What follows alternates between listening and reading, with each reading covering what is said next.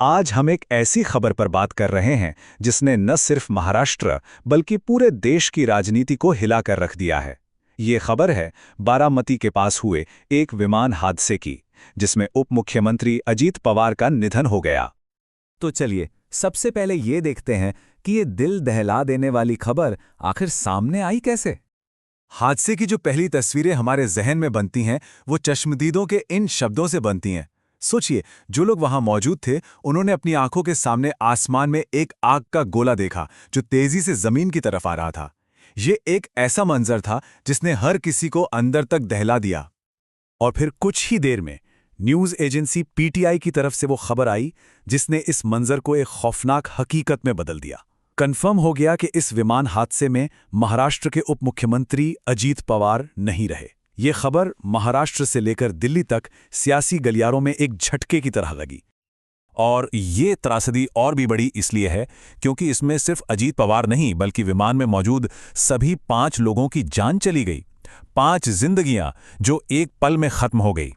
तो अब सवाल उठता है कि आखिर हुआ क्या था, ये हादसा कब हुआ, कहां हुआ और कैसे हुआ। चलिए शुरुआती जानकारी पर एक नज़र डालते हैं।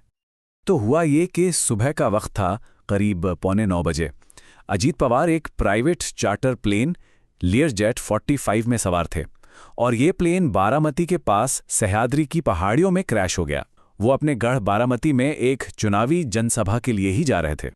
इस हादसे में अजीत पवार के साथ साथ उनके पायलट कैप्टन साहिल मद्दान, को पायलट संभवी पाठक और उनके 2 बहुत करीबी सहयोगी विदीप जाधव और पिंकी माली, इनकी भी जान चली गई। ये पवार परिवार और उनकी पूरी पार्टी के लिए एक ऐसा नुकसान है जिसकी भरपाई मुमकिन नहीं है। और इस हादसे की त्रासदी को एक और बात बढ़ा देती है, वो है इसकी लोकेशन। जिस जगह ये क्रैश हुआ वो सह्याद्री की पहाड़ियों का एक बहुत ही मुश्किल और दूर दराज का इलाका था। इस वजह से रेस्क्यू टीमों को वहां तक पहुंचने में बहुत ज्यादा मुश्किलों का सामना करना पड़ा। मदद पहुंचाना अपने आप में एक बहुत बड़ी चुनौती बन गया। इस नुकसान का असली पैमाना समझने के लिए ये जानना बहुत जरूरी हो जाता है कि अजीत पवार आखिर थे कौन और महाराष्ट्र की सियासत में उनका कद क्या था। देखिए, अजीत पवार सिर्फ उप मुख्यमंत्री नहीं थे, वो महाराष्ट्र की राजनीति का एक पावर सेंटर थे। हाल ही में अपने चाचा शरद पवार से अलग होने के बाद वो राष्ट्रवादी कांग्रेस पार्टी यानी एनसीपी के गुट के अध्यक्ष थे और पार्टी को लीड कर रहे थे। उनका सियासी सफर बहुत लंबा और दमदार रहा। 1991 में उन्होंने बारामती से सांसद बनकर शुरुआत की और उसके बाद कई बार मंत्री और उप मुख्यमंत्री के पद पर रहे। लेकिन उनके करियर का सबसे बड़ा मोड़ आया 2023 में, जब उन्होंने अपने चाचा से राजनीतिक तौर पर अपनी राहें अलग कर लीं। पिछले कुछ वक्त से चाचा भतीजे की ये सियासी जंग पूरे देश में चर्चा का विषय थी।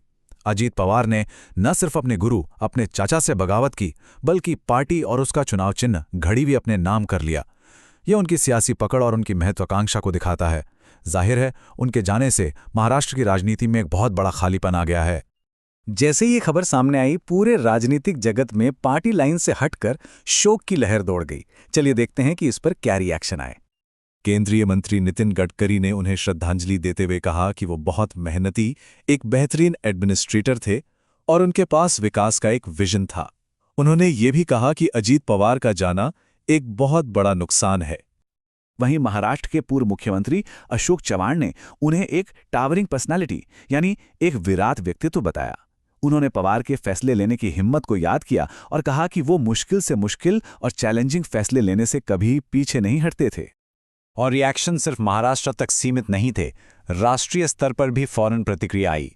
प्रधानमंत्री नरेंद्र मोदी और गृह मंत्री अमित शाह ने तुरंत हादसे की जानकारी ली। महाराष्ट्र के मुख्यमंत्री एकनाथ शिंदे ने अपने सारे कार्यक्रम रद्द कर दिए और पूरा पवार परिवार इस मुश्किल घड़ी में बारामती के लिए रवाना हो गया। एक तरफ जहां पूरा देश इस शोक में डूबा है, वहीं दूसरी ओर जांच एजेंसियों ने अपना काम भी शुरू कर दिया है और इसी शुरुआती जांच से एक बहुत ही अहम और बड़ा सवाल खड़ा हो गया है। डीजीसीए की शुरुआती रिपोर्ट और चश्मदीदों के बयान जिन्होंने आग का गोला देखा था, वो एक बड़े सवाल की तरफ इशारा कर रहे हैं। सवाल यह है कि क्या विमान जमीन से टकराने से पहले ही हवा में किसी हादसे का शिकार हो गया था? क्या हवा में ही कोई विस्फोट हुआ था? इस सवाल का जवाब तो पूरी जांच के बाद ही मिलेगा। लेकिन फिलहाल ये इस पूरी त्रासदी के पीछे एक गहरा रहस्य छोड़ गया है।